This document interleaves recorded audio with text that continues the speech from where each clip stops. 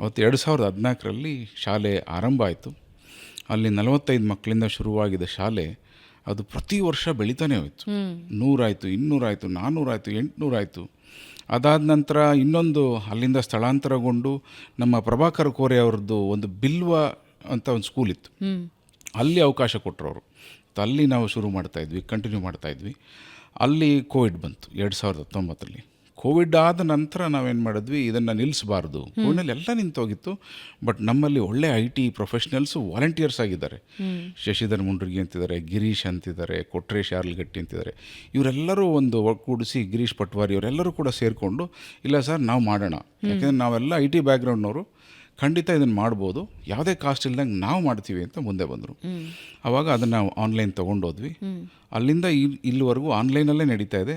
That gave us an exponential reach. ಪಕ್ಕದ ದೇಶಗಳೆಲ್ಲರೂ ಕೂಡ ಬಂದರು. ಸೌದಿ ಇರ್ಬೋದು, ಕತರ್, ಬಾರೇನ್, ಒಮಾನ್, ಯಮನ್ ಎಲ್ಲ ಕಡೆಯಿಂದ ಬಂದರು. ಈಗ ಅದೊಂಥರ ಗ್ಲೋಬಲ್ ಶಾಲೆಯಾಗಿ ರೀಚ್ ಆಗ್ತಾ ಇದೆ. ಈವನ್ ಥೈಲ್ಯಾಂಡಿಂದ ಬರ್ತಾರೆ, UK ಬರ್ತಾರೆ ಮಕ್ಕಳು, ಆನ್ಲೈನ್ ಇರೋದ್ರಿಂದ. ಈ ವರ್ಷ, ಪ್ರಸ್ತುತ ವರ್ಷ 2436 ಮಕ್ಕಳು ನೋಂದಣಿ ಮಾಡಿಕೊಂಡು ಕನ್ನಡವನ್ನು ಕಲಿತಾ ಇದ್ದಾರೆ.